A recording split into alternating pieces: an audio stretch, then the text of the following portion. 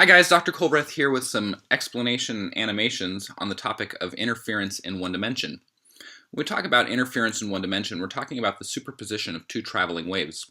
Here I've got an orange wave and a blue wave. They have the same amplitude, they have the same frequency, and I've got them shown in three different scenarios.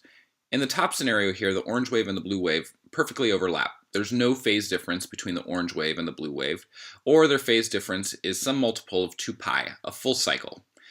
In that case, both waves exactly overlap. And when we add these two waves together, when they're superimposed, we get the resulting green wave here. And this condition is called perfectly constructive interference. The waves just add together, they exactly overlap, and the resulting wave is the sum of both of the waves together. The constituent waves both have an amplitude of 1, and here, in the case of perfect constructive interference, the resulting wave has an amplitude of 2. Now, in the middle situation here, it's the orange wave and the blue wave. They still have the same amplitude, they still have the same frequency, but in this case, the orange wave is shifted by half a cycle relative to the blue wave. The phase difference between the blue wave and the orange wave is half a cycle, or pi, or 180 degrees. And when we add these two waves together, the resulting wave is nothing. This is perfectly destructive interference. When the orange wave is up, the blue wave is down, and they add to 0 always. And in this case, we have perfectly destructive interference. Now, in this last situation, the orange wave and the blue wave, they're not in phase with one another, they're not perfectly out of phase, but they differ in phase by some different amount.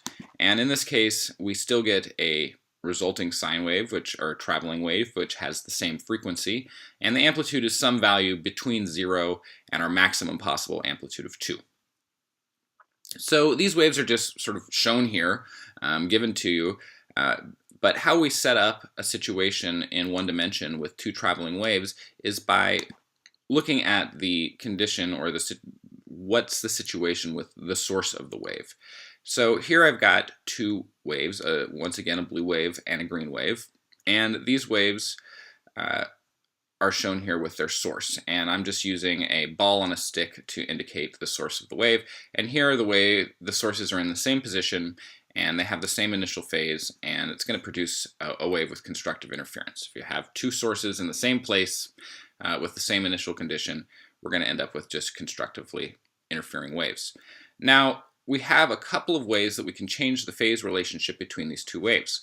We can either move the position of the source, of one source relative to the other source, so that the waves travel a different path length to reach the observer, or we can change the initial phase of the green wave and the blue wave, meaning instead of both starting out up, the blue wave could start out up while the green wave starts out down, or at some intermediate position.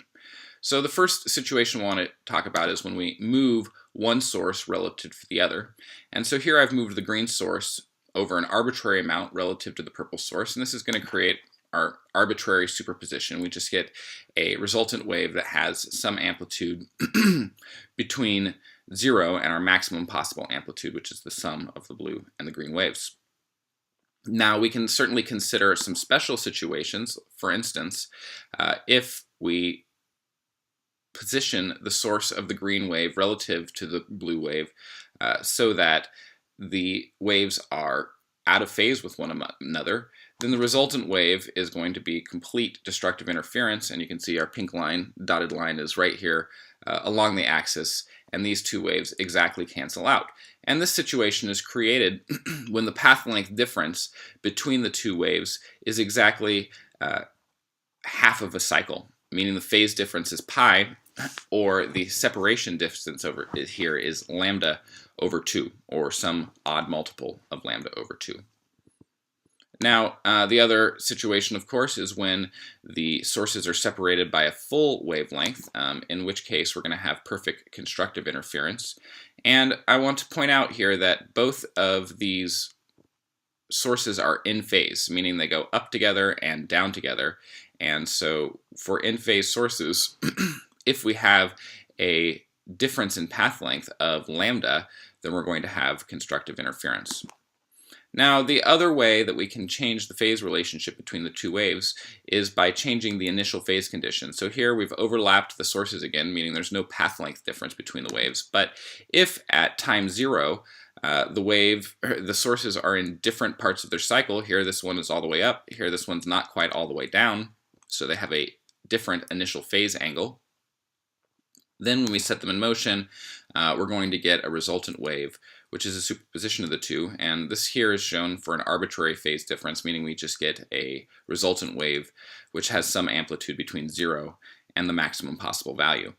And perhaps, the more interesting situation is if we have the initial phase angle is pi, meaning these are completely out of phase. When the green wave is going up, the blue wave is going down. And these guys completely cancel out. And this is exactly what's going on in your noise-canceling headphones. There's a microphone that listens to the incoming ambient sound, and then they produce a sound wave through the speaker that exactly cancels out that ambient sound by introducing a phase shift between the two sources. So let's just talk about what's going on here mathematically so we can kind of pin this down. If we have two waves, d1 and d2, and they can differ either by the distance traveled, x1 and x2, or their initial phase, where did they start, what was the phase of the oscillator at time equals 0. We have a phi 01 for wave 1, and we have a phi 02 for wave 2. Now remember that this is called the initial phase, phi 0, but the entire argument within this inside of the sign here is called the phase of the wave. So we can just rewrite this as the sine of phi 1, and this is the psi of phi 2. Now, when we're talking about interference, we really care about the phase difference between these two waves. Are they a full cycle apart? Are they a half cycle apart? Are they something in between? And so we want to figure out what's going on with the phase difference between the two waves. And so if we calculate the phase difference here, we get the phase number 2 here, which is kx2 minus omega t plus the initial phase of 2 minus phase 1, which is going to be the argument of the sign up here, which is going to give us a minus kx1 plus omega t minus the initial phase of wave 1. Okay, and the omega t's are going to cancel, and we get that the phase difference between the waves depends, as we would expect, on the path length difference, delta x, between the two waves, and as well as the initial phase difference between the two waves.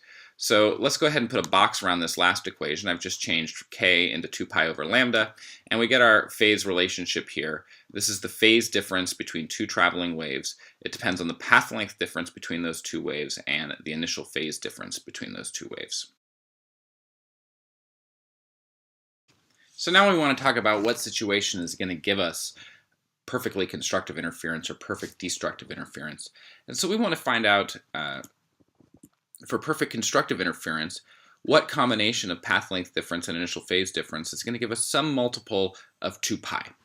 Because if we have a multiple of 2 pi, then the two waves are going to be completely overlapping. So m here is an integer 0, 1, 2, or 3. So if the phase difference between the waves is 0, that qualifies as perfectly constructive interference.